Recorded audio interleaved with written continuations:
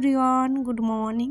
আবার একটা নতুন ভিডিওতে সবাইকে অনেকখানি ভালোবাসা জানিয়ে আবার একটা নতুন ভিডিও শুরু করলাম। কালকের দিনটা ভারী টেনশনে কেটেছে, যেহেতু অনেকের চাকরি বাতিল হয়েছে। আমার হাজব্যান্ডও একজন সরকারি চাকরি করে, তো সেই টেনশনে আমারও একটু টেনশন লাগছিল যখন খবরগুলো দেখছিলাম। আর যাদের বাড়িতে মানে গার্জেনরা চাকরি করে না, সেই অবস্থাটা ভাবছিলাম যে যাদের বাড়িতে চাকরি যাচ্ছে তাদের কি অবস্থা, কতটা খারাপ লাগে বলো তো। একটা ফ্যামিলি পুরো তাদের জীবনটাই নষ্ট হয়ে যায়। আমাকে অনেকে ফোন করেছে, এমনকি আমার হাজব্যান্ডও যখন রাস্তায় বেরোচ্ছে সবাই জিজ্ঞাসা করছে, কিরে কাকে কাকে বাদ দিল, তুই কি এখনো আছিস? এই কথাটা এখন চাকরিজীবীদের শুনতে যে কেমন লাগে, আর সবার মনে একটা ভয় চলে আসে, কি জানি কখন কি হয়। তবে যারা দোষী বা কেউ নির্দোষ হোক, আমি তো বলবো দোষী যারা তারা কিন্তু কোনো শাস্তি পায় না, যারা টাকাগুলো নিয়েছে। আসলে টাকার লোভ না দেখিয়ে চাকরি দিলে কেউ তো আর টাকা নিয়ে যেত না। আমি বলছি না যে ট্যালেন্টের কোনো নেই, ট্যালেন্ট যদি শুধুই বেছে নিত তাহলে এখানে টাকার কোশ্চেনই আসতো না, আর এতগুলো মানুষকে আজকে পথে দাঁড়াতে হতো না। আজকে আমারও ভীষণ টেনশন হচ্ছে, কেননা আমরা দেখো একজন গার্জেনের উপর বাড়ির কতজন নির্ভর হয়ে থাকি। বাড়ির সবাই একজনের মুখ চেয়ে আর কি তাকিয়ে থাকি। তো সেই মানুষটা যদি হুট করে কাজ চলে যায়, তার কি অবস্থা হয় বলো তো। আসলে সে তো আগের থেকে এই পরিস্থিতিতে অভ্যস্ত নয়, হুট করে সে কোনো কাজও পারবে না, আর তার কাছে সংসার চালানোটাই তখন ভারী কষ্টের হয়ে যায়। তো সেটা নিয়ে কালকে ভীষণ মন খারাপ ছিল, যদিও আমার হাজব্যান্ড বলছে মন খারাপ করো না, আমার কিছু হবে না, তবুও একটা টেনশন তো চলেই আসে, তাই না? যদিও আমি অত শত বুঝি না, তবুও টেনশন তো লাগেই, তাই না? যাই হোক, যাদের চাকরি গেছে জানি না আদৌ কী হবে, সরকার তাদের ফিরিয়ে দিক এটাই চাই।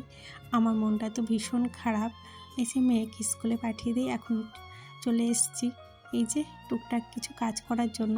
আর সকাল সকাল যত তাড়াতাড়ি কাজগুলো করে নেওয়া যায় বেশ ভালো হয়, জানো তো। আমার মনটা সত্যিই ভীষণ খারাপ। জানি না, যদিও আমার হাজব্যান্ডের চাকরি মানে বলছে কোনো ভয় নেই, তবু সরকার কখন কি ঘোষণা করে বলা তো যায় না, তাই না? কাকে কখন চাকরিতে নেবে আর কাকে কখন বাদ দেবে সেটা তারাই জানে। আমাদের তো সাধারণ মানুষ, তাই না? আমাদের যা বলবে আমাদের সেটাই করতে হবে। সত্যি কথা কি, যারা নিজের যোগ্যতায় চাকরি পেয়েছে তাদের কি অবস্থা বলো তো।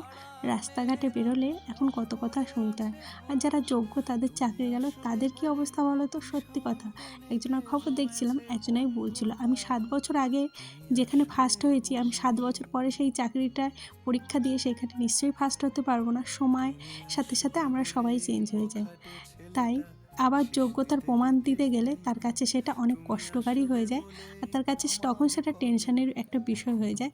আদৌ সে পাশ করতে পারবে কি না, যতই ভালো স্টুডেন্ট হোক না কেন, যতই টপার হোক না কেন, সময়ের কাজ বলে না, সময় না হলে হয় না, ঠিক সেরকমটাই।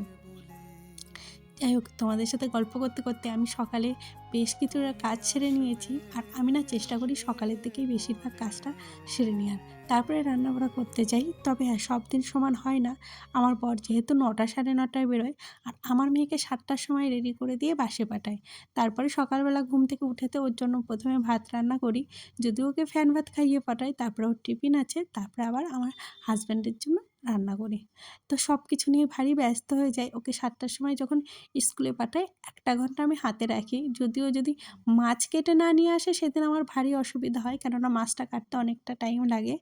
আর যদি মাছ না কেটে আনে তাহলে আমি 1 ঘন্টা 8টায় যাই রান্না করতে। ততক্ষণে আমি যতটা পারি বাড়ির সমস্ত কাজ কমপ্লিট করে নিই। তাহলে কি হয়, তাড়াতাড়ি রান্নাটা ঝটপট করে সেরকম একটা কোনো কাজ থাকে না, অনেকটা রিল্যাক্স ফিল করি, ওই বাসন কটাই থাকে খালি। যাই হোক, সামনে ভাবছি ঘরে হাত দেবো, জানি না কবে দেবো, বেশ কিছুদিন ধরেই ভাবছি, আর হয়ে উঠছে না। আর সকালে সমস্ত মোটামুটি টুকটাক ঘরের কাজ করে ফ্রেশ হয়ে এই যে এখন চুলটা একটু বেঁধে নিলাম। আর এই যে মাছ এনেছে, আজকে কেটে এনেছিল, আমি আগের থেকেই ধুয়ে ফেলেছি, আর সেটাই এখন রান্না করব। আর কি রান্না করব প্রথমে বুঝতেই পারছিলাম না। আর কালকে না একটা ওল এনেছিল, তো ওলটা এতটা বাজে না, আজকে রান্না করেছিলাম একটুও গলেনি। প্রথমে ভেবেছিলাম পটলই ভাজবো, বাট পরে আবার চেঞ্জ করলাম, যখন মশলা বেটেইছি জিরে আদা এইসব বেটেছি, তখন আমি ওই একটু পটলের মশলা করি, তাহলে বেশ ভালো লাগে খেতে। জাস্ট ভাজবো আর ওর ভিতরে মশলা দিয়ে দেবো, এই আর কি। যাই হোক, তো অনেক কিছুই তো পটলে খেতে ইচ্ছা করে, বাট সময় হয়ে ওঠে না। কি বলো তো, সকালবেলা না আমার টাইম হয় না যে কত সুন্দর করে গুছিয়ে রান্না করব। হ্যাঁ, তবে যেদিন ছুটি থাকে চেষ্টা করি একটু অন্য কিছু খাওয়ার বা অন্য কিছু তৈরি করার। তো ব্যস্ততার মধ্যে তো সব দিন আর হয়ে ওঠে না, তার জন্য আর কি। যাই হোক, এইদিকে আমার সকালে তো ভাত রান্না হয়ে গেছিলো, আর পাশের বাড়ির পিসি এসেছিলো। আমার আমের চাটনি মানে করবো বলেছিলাম, বলেছিল কি পিসি দেবে। বাট আমি না ভুলেই গেছিলাম পিসিকে যে আমের চাটনি দেবো। পরে এতটা মন খারাপ লাগছিল না যে কেন দিলাম না। মানে ভেবেছিলাম দুপুরে যখন ভাত খাবে তখন দেবে। কিন্তু আমার ওই যে কাজ সারতে অনেকটা বেলা হয়ে গেছে। মানে বেলা মানে কি, মেয়ে এসেছিলো তো মেয়ের দিকে ধ্যান দিতে আর মনেই নেই। আর এদিকে ওলটা না আজকে একদম বাজে, মানে গোটাই ছিল সব। ওলের তরকারি আমার ভীষণ ভালো লাগে, তবে গলা চুলগুলোতে একদমই ভালো লাগে না। এগুলো বিদেশি বলে তাই আমার ভাল লাগে। যাই হোক, এখন ওই মোটামুটি 10:45 বাজতে গেছে। আমার বর একটু দেরি করেই যাবে বলল। সারাদিনে ডুব মেরেছিলাম, একটুও মানে ভালো লাগছিল না ওই খবরটা শুনে যে চাকরি সবার চলে যাচ্ছে, এটা শুনেই। মানে আমার পরেই ফোন আসা শুরু করে দিয়েছিল, এটা একদম সন্ধ্যাবেলা। ও বাড়িতে এসছে, তারপরে ওর সাথে কথা বলে একটু রিল্যাক্স ফিল করলাম। তারপরে এই যে সন্ধ্যাবেলায় সবার জন্য চা বানিয়েছিলাম।